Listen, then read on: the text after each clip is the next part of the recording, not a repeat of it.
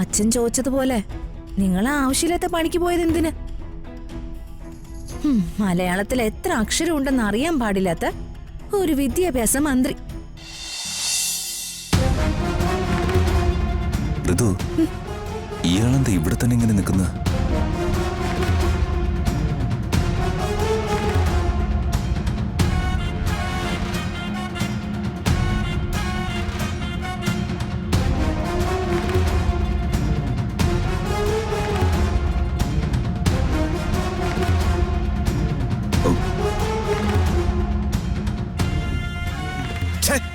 പഠിക്കെ കൊണ്ടുവന്ന് കലമുടച്ചത് പറഞ്ഞാ മതി. തയ്യാറാക്കിയ പ്ലാനുകളൊക്കെ കീറിപ്പറിച്ച് കളഞ്ഞില്ലേ വർമ്മ?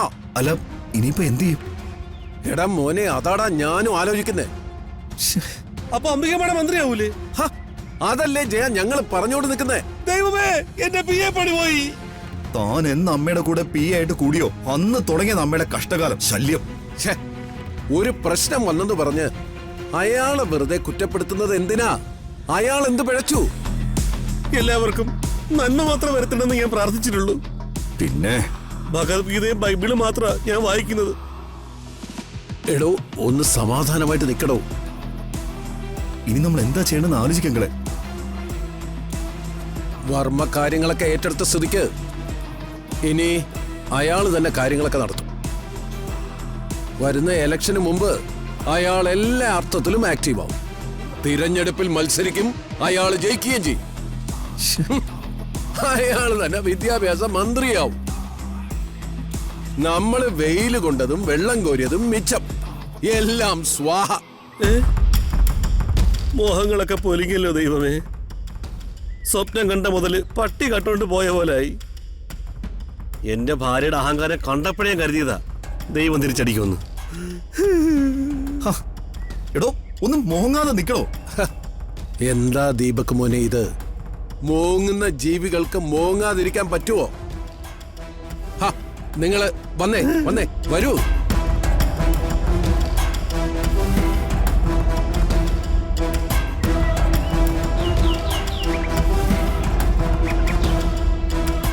യാമിനി, യാമിനി ഒന്നിങ്ങ് വന്നേ. എന്താ ശേഖരേട്ടാ? നീ വിവരങ്ങൾ വല്ലതും അറിഞ്ഞോ? എന്ത് വിവരം? ഞാനെങ്ങനെ അറിയാനാ? ഋതുമോൾ എന്നെ വിളിച്ചിരുന്നു. എന്റെ മഹതിയായ ചേച്ചിയില്ലേ, ചേച്ചിയെ വെറുതെ വിട്ടുവന്ന്. വെറുതെ വിട്ടെന്നോ? ആ, അതെങ്ങനെ? നീ ബാക്കി കൂടി കേട്ടോ. വിചിത്രമായ കാര്യങ്ങളാണ് ഇവിടെ നടക്കുന്നത്. ഏട്ടന്റെ പകരക്കാരിയായി വിട്ടതാണത്രേ ഏട്ടൻ അംബിക വർമ്മയെ. ഏട്ടന്റെ നിർദ്ദേശപ്രകാരമാ അംബിക വർമ്മ മന്ത്രിസ്ഥാനം ഏറ്റെടുത്തതെന്ന്. അതുകൊണ്ട് അംബിക മന്ത്രി കുറ്റക്കാരി അല്ലെന്ന്. ഏട്ടൻ എല്ലാ കുറ്റങ്ങളും സ്വയം അങ്ങ് ഏറ്റെടുത്തു. അപ്പോ ഏട്ടൻ പ്രതിയാവില്ലേ? ഏട്ടൻ പ്രതിയായി. ആരോഗ്യസ്ഥിതി പരിഗണിച്ചേ ഇപ്പൊ ഏട്ടനെ ജാമ്യത്തിൽ വിട്ടു. ഇതെന്തൊക്കെ വിട്ടിത്തരോ ശേഖരേട്ടാ? ആര് കേൾക്കാൻ, ആരോട് പറയാൻ? കൂടപ്പറപ്പായാലും ശരി, ഇങ്ങനൊരു കക്ഷിയെ അന്ധമായി വിശ്വസിക്കുന്ന ഒരു മനുഷ്യനെ ഞാൻ ആദ്യമായിട്ട് കാണുക.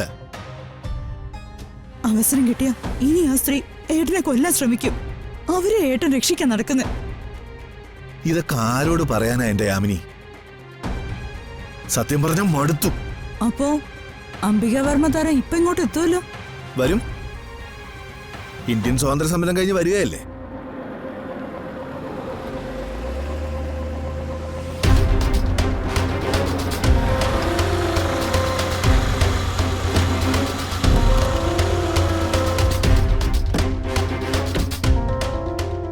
വരുന്നുണ്ട് വീരനായിക. ഒരു ദിവസം ഇവിടെ സ്വസ്ഥത ഉണ്ടായിരുന്നു, പിന്നെയും വലിഞ്ഞേറി വരികയെ.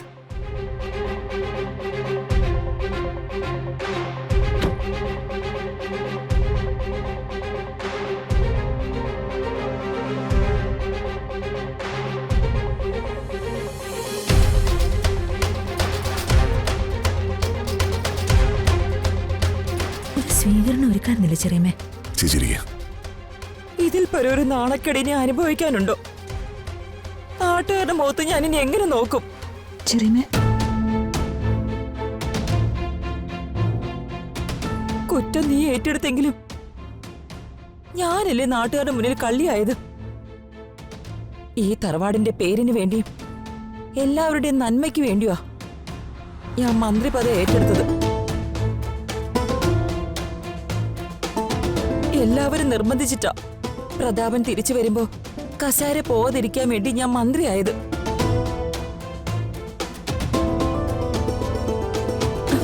ഒടുവില് പോലീസ് ലോക്കപ്പിൽ കിടക്കേണ്ടി വന്നില്ലേ? ചേച്ചി ഇങ്ങനെ വാതോരാതെ കരഞ്ഞിട്ട് ഒരു കാര്യമില്ല. അറിയാൻ പാടില്ലാത്ത പണിക്ക് പോകുമ്പോ ചിന്തിക്കണമായിരുന്നു.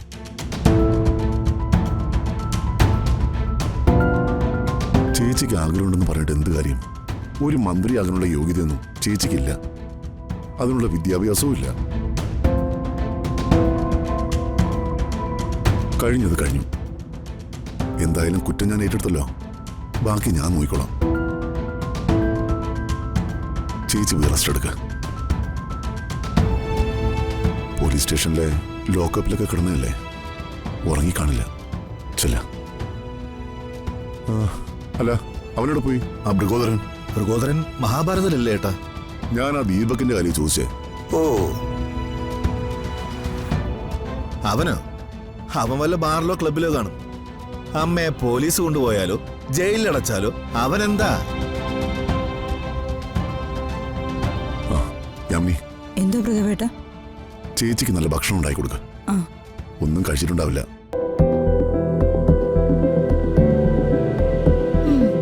എത്ര വനിതാ പോലീസുകാര് വളഞ്ഞു നിന്ന അമ്മയെ ചോദ്യം ചെയ്തെന്നറിയോ? അല്ല, അവര് നന്നായി പെരുമാറിയോന്നറിയാന്.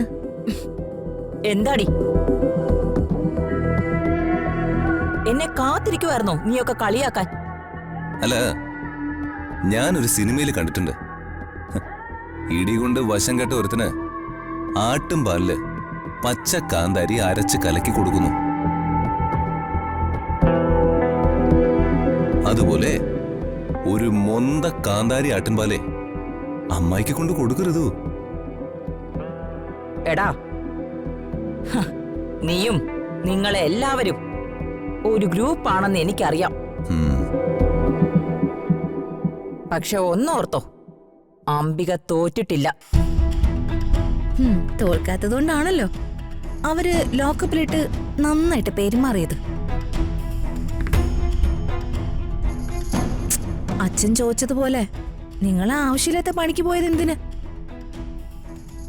മലയാളത്തിൽ എത്ര അക്ഷരം ഉണ്ടെന്ന് അറിയാൻ പാടില്ലാത്ത ഒരു വിദ്യാഭ്യാസ മന്ത്രി.